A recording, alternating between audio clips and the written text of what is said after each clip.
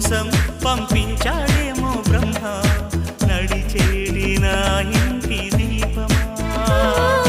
నీతో సావాసం పండించింది నా జన్మ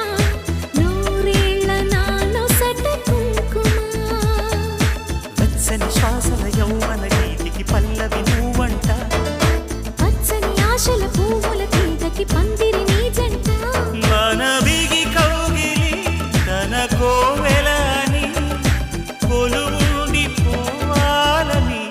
చేరింది ప్రేమ చేరింది